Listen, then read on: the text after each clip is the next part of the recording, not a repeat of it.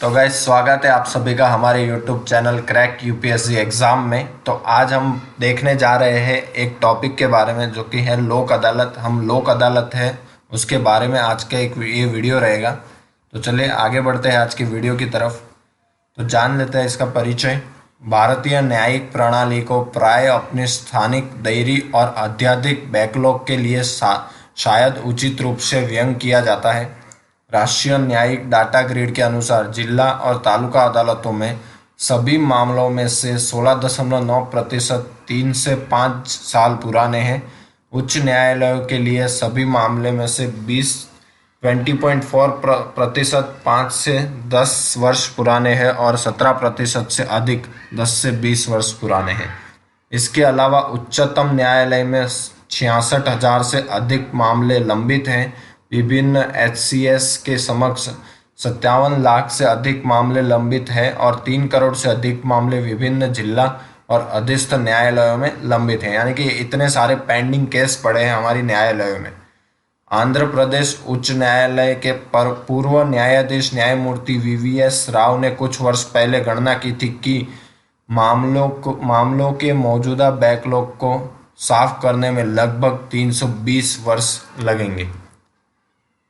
तो जान लेते हैं लोक अदालत की अवधारणा क्यों की गई। तो लोक अदालत की अवधारणा जानते हैं। पहला टॉपिक तो यह है कि गुजरात में 1982 में पहला लोक अदालत शिविर आयोजित किया गया था जो अपने निर्णयों के लिए बिना किसी वैधानिक समर्थन के स्वैच्छिक और समझौतावादी एजेंसी के रूप में आयोजित किया गया था। दूसरा है कि समय के साथ उसकी बढ़ती लोकप्रियता को देखते हुए उसे वैधिक सेवा प्राधिकरण अधिनियम 1987 के तहत वैधानिक दर्जा दिया गया है। यह अधिनियम संगठन और लोक अदालतों के कामकाज से संबंधित प्रावधान बनाता है। लोक अदालत शब्द का अर्थ है पीपल्स कोर्ट और गांधीवादी सिद्धांतों पर आधारित है। उच्चतम न्यायालय के अनुसार यह प्राचीन भारत में प्रचलित न्याय निर्णय प्रणाली का एक पुराना रूप है और आधुनिक दिनों में भी इसकी वैधता को दूर नहीं किया गया है। यह वैकल्पिक विवाद समाधान एडीआर के घटक में से एक है। 2021 की पहली राष्ट्रीय लोक अदालत एनएलए 10 अप्रैल को आयोजित की गई थी। अभी तक लोक अदालतें 38 साल से काम कर रही है। इस अवधारणा को वैधानिक मान्यता मिलने से पहले ही लोक अदालतें अस्तित्व में आ गई थी। 1949 में महात्मा गांधी के शिष्य हरिवल्लभ पारिक ने उन्हें गुजरात के रंगपुर में लोकप्रिय बनाया था। आगे बढ़ते हैं तो संविधान 42वें संशोधन अधिनियम 1976 ने समान न्याय और मुफ्त कानूनी सहायता सुनिश्चित करने के लिए अनुच्छेद 29A को डाला गया था इस संविधान में। इस उद्देश्य के लिए विधिक सेवा प्राधिकरण अधिनियम 1987 संसद द्वारा अधिनियमित किया गया था और यह 1995 में लागू हुआ था। समाज के कमजोर वर्गों को मुफ्त और सक्षम कानूनी सेवाएं प्रदान करने के लिए यह अधिनियम लागू किया गया था और लोक अदालतों को आयोजन कर यह सुरक्षित करने के लिए किया जाता है कि कानूनी प्रणाली का संचालन समान अवसर के आधार पर न्याय को बढ़ावा देता है। आगे जानते हैं लोक अदालतों का कार्य। एक विवाद समाधान एवेन्यू वैकल्पिक विवाद समाधान उपकरण के रूप में पार्टियों को समझौते तक पहुंचने में मदद करने के लिए नियमित रूप से लोक अदालतों का आयोजन किया जाता है। मोटर दुर्घटना के दावे, सार्वजनिक उपयोगिता सेवाओं से संबंधित विवाद, चेक के अनादर से संबंधित मामले और भूमि, श्रम और वैवाहिक विवाद तलाक को छोड़कर आमतौर पर लोक अदालतों द्वारा उठाए जाते हैं। राज्य विधिक सेवा प्राधिकरण SLSA दैनिक पाक्षिक और मासिक आधार पर लोक अदालतों का आयोजन करता है। राष्ट्रीय विधिक सेवा प्राधिकरण नालसा के आंकड़े बताते हैं कि 2016 से 2020 तक देश भर में आयोजित लोक अदालतों में 52,46,415 मामलों का निपटारा किया गया है। इतने मामले सॉल्व किए गए हैं लोक अदालतों के द्वारा।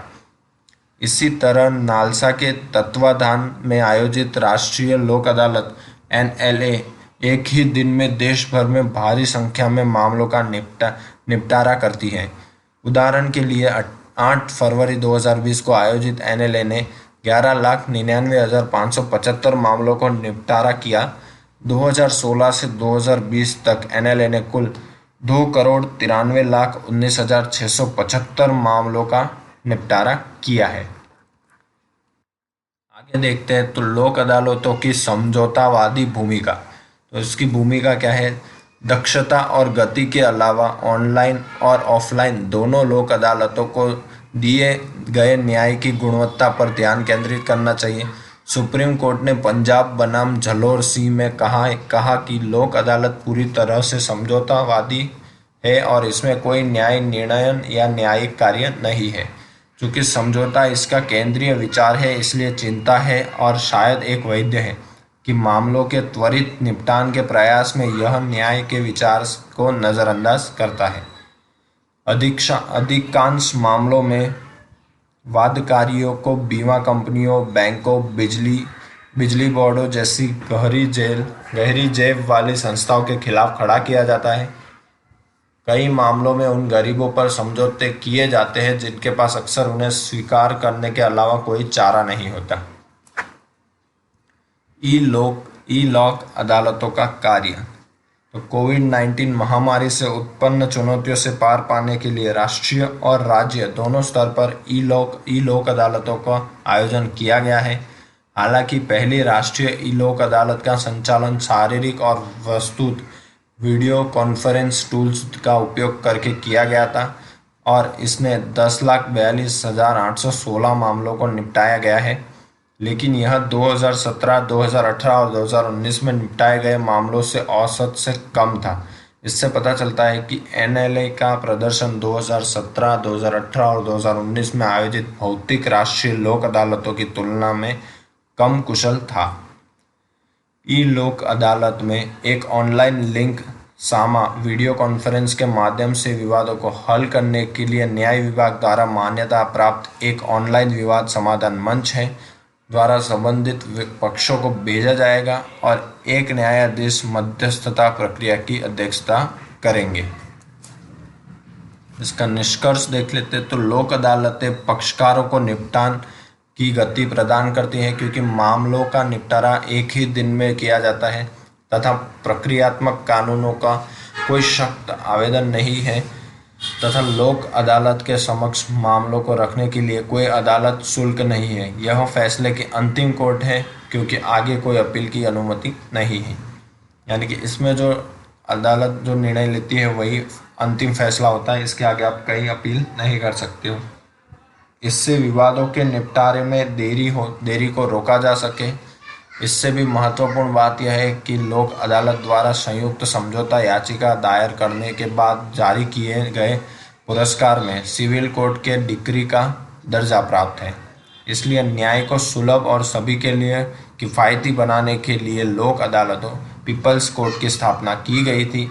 यह औपचारिक न्याय निर्णय प्रणाली के बाहर भीड़ भाड़ वाले केस डॉकेट की समस्याओं का समाधान करने के लिए एक मंच है। तो गाइस, आज हमने देखा लोक अदालत के बारे में। तो अगर आपको ये वीडियो अच्छी लगी हो तो इसे लाइक कर देना, अपने फ्रेंड्स के साथ शेयर कर देना और आगे ऐसी ही वीडियो देखने के लिए सब्सक्राइब कर दीजिए हमारे यूट्यूब चैनल को। Thank you so much.